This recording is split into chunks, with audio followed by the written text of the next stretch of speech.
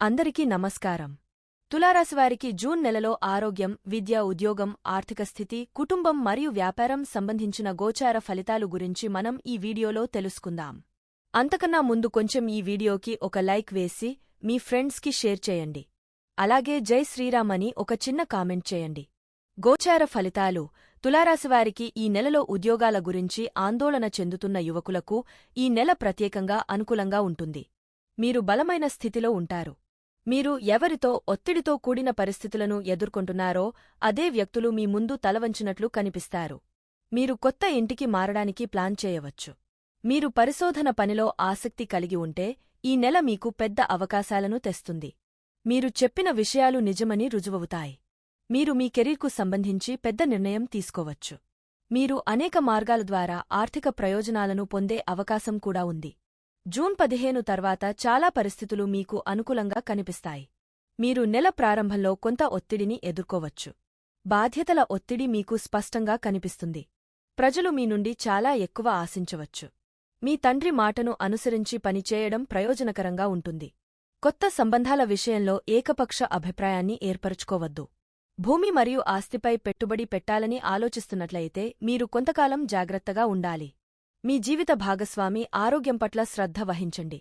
రుణం ఇవ్వడం మీకు అనుకూలంగా ఉండదు. మీ స్నేహితులు కొందరు మీ నుండి దీనిని ఆశిస్తారు. కుటుంబ జీవితం. తులారాశివారికి ఈ నెల మీ కుటుంబ పరిస్థితులు సానుకూలంగా ఉంటాయి. అయినప్పటికీ వృద్ధ కుటుంబ సభ్యుల శ్రేయస్సుకు మీ ప్రత్యేక శ్రద్ధను వహించాలి. ముఖ్యంగా రెండవ ఇంటిని పాలించే కుజుడు 7వ ఇంటిలో ఉంటాడు. ఇది మొత్తం కుటుంబాన్ని ప్రభావితం చేస్తుంది. మీ జీవిత భాగస్వామి నుండి అప్పుడప్పుడు కోపాన్ని ప్రేరేపిస్తుంది. చాలా సమస్యలను సానుభూతితో కూడిన కమ్యూనికేషన్ ద్వారా పరిష్కరించుకోవాలి. కాబట్టి కఠినమైన పదాలను ఉపయోగించడం మానేయడం, ముఖ్యమైన కుటుంబ నిర్ణయాలలో మీ జీవిత భాగస్వామి అభిప్రాయాలను తీసుకోవడం మంచిది.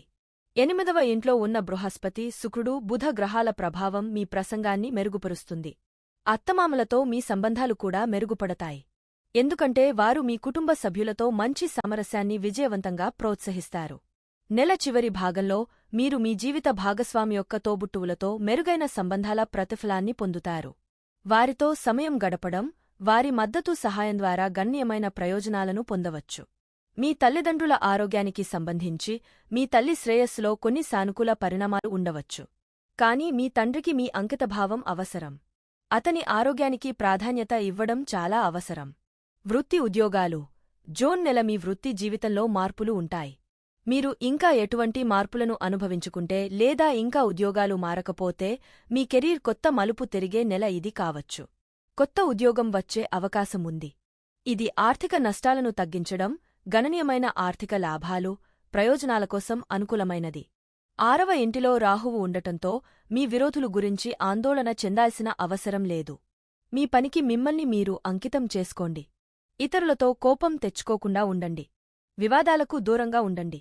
అలా చేయడం ద్వారా మీరు మీ ఉద్యోగంలో స్థానాన్ని కాపాడుకుంటారు.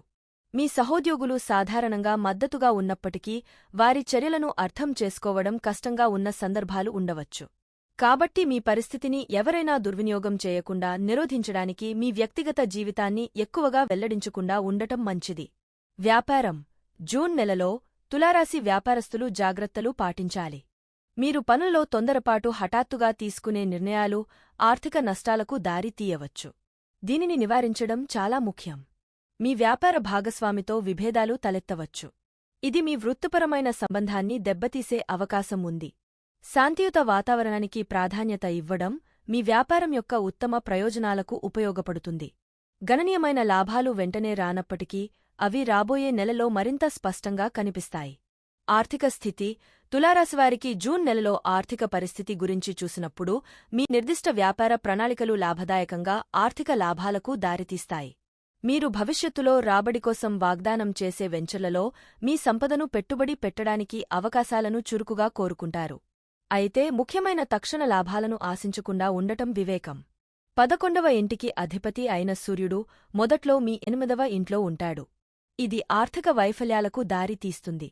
ఆర్థిక పెట్టుబడులను పరిగణనలోకి తీసుకునేటప్పుడు జాగ్రత్తగా ఉండటం మంచిది. ఎందుకంటే నష్టాలు వచ్చే ప్రమాదం ఉంది.